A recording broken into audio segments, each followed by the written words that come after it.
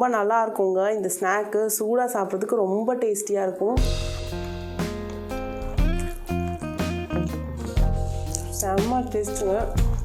Hi, இப்போ வந்து நான் உங்களுக்கு ஒரு ப்ரெட்டில் ஸ்நாக் பண்ண போகிறேன். இந்த ப்ரெட்டு ஸ்நாக் பண்ணுறதுக்கு என்னெல்லாம் தேவைன்னா, ஃபஸ்ட்டு ப்ரெட்டு வேணும். ப்ரெட்டு நீங்கள் எவ்வளோ ப்ரெட் வேணாலும் எடுத்து வச்சுக்கலாம். நெக்ஸ்ட்டு வந்து நான் என்ன பண்ணியிருக்கேன்னா, கடலைப்பருப்பு இருக்குல்ல, அந்த கடலைப்பருப்பை வந்து தண்ணியில் ஊற வச்சுருக்கேன். இதுக்கு 1 டம்ளர் எடுத்து தண்ணியில் ஊற வச்சுருக்கேன். ஒரு 2 ஹவர்ஸ்க்கு நல்லா கடலைப்பருப்பு ஊறணும்.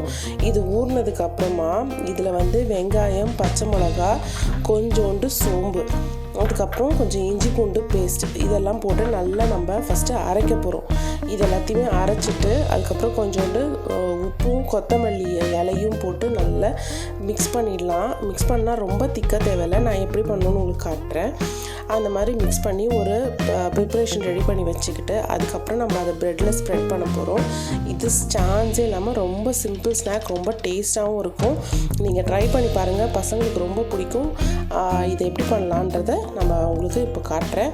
ஃபஸ்ட்டு நம்ம கடலைப்பருப்பை நல்லா ஊற வச்சுட்டு கழுவிட்டு எடுத்து அரைக்க ஆரம்பிச்சிடலாம். மிக்ஸி ஜாரில் என்னெல்லாம் அரைக்க போகிறோன்னு பார்த்தீங்கன்னா, இந்த கடலைப்பருப்பை ஊற வச்சுருக்க கடலைப்பருப்பை நான் இப்போ இதில் போட்டுடுறேன். ரொம்ப கட்டி அரைக்க வேண்டாம், தண்ணி அரைச்சிக்கோங்க. அப்போ தான் ப்ரெட்டில் ஸ்ப்ரெட் பண்ணுறதுக்கு நமக்கு நல்லா ஈஸியாக இருக்கும். ஸோ கடலைப்பருப்பு, நெக்ஸ்ட்டு இதில் வந்து பச்சை மிளகா காரத்துக்காக போடுறேன். கொஞ்சோண்டு சோம்பு ஆட் பண்ணுறேன்.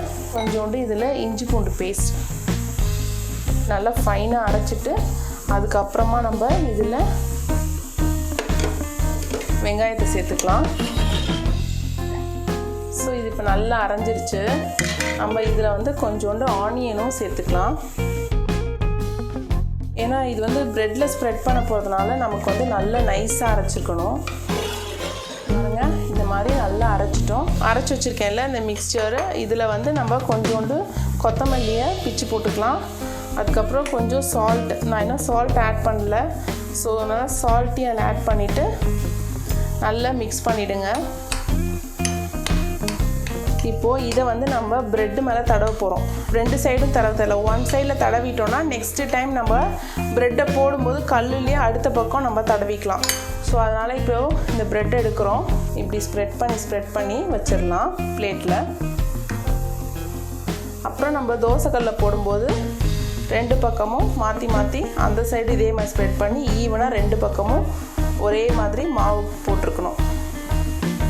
இந்த சாண்ட்விச் வந்து ரொம்ப டேஸ்ட்டாக இருக்கும், பசங்களுக்கு ரொம்ப பிடிக்கும். கண்டிப்பாக ட்ரை பண்ணி பாருங்கள். இதை பாருங்கள். ஸோ நான் இப்போ சொன்ன மாதிரி 2 ஃபுல்லாக ஃப்ரண்ட்டில் தடவிட்டேன். இப்போ நம்ம அதை தோசைக்கல்லில் போடும்போது பேக் சைடும் இதே மாதிரி நம்ம தடவிட்டு தோசைக்கல்லில் போடுவோம். ஓகே, இப்போ இதே மாதிரி நீங்களும் ஸ்ப்ரெட் பண்ணி வச்சுக்கோங்க.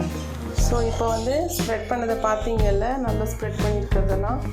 ஸோ இப்போ வந்து நம்ம வந்து இதில் ஒன்றா போடலாம். அதுக்கு முன்னாடி கீ எடுத்து ஸ்ப்ரெட் பண்ணிக்கோங்க. தவாவில் சூடு வந்தோடனே இதை எடுத்து திருப்பி போடணும்.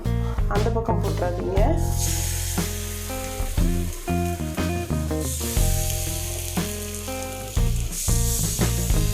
இப்போ இந்த டைமை நம்ம இதை மேலே எடுத்து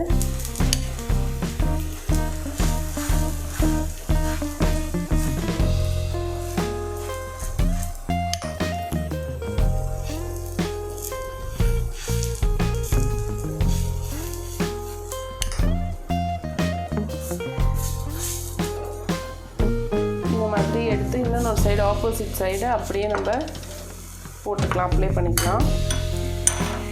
இப்போ இது மேலே கொஞ்சம் கீ,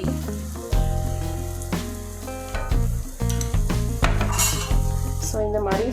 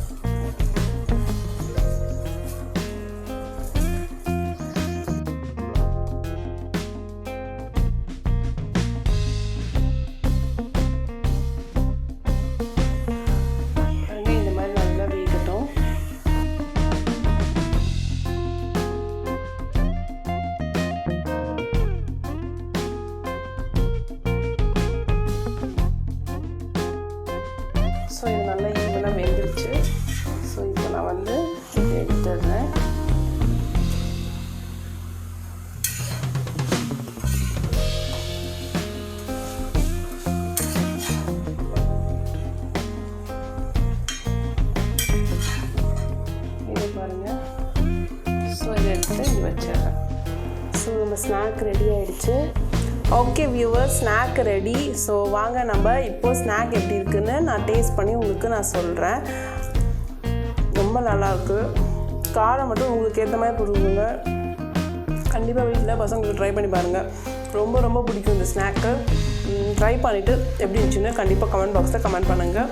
தேங்க்ஸ் ஃபார் வாட்சிங் திஸ் வீடியோ. நெக்ஸ்ட்டு ஒரு ரெசிபிலையோ ரிவ்யூலையோ நான் உங்களை மீட் பண்ணுறேன். தேங்க்யூ, பாய்.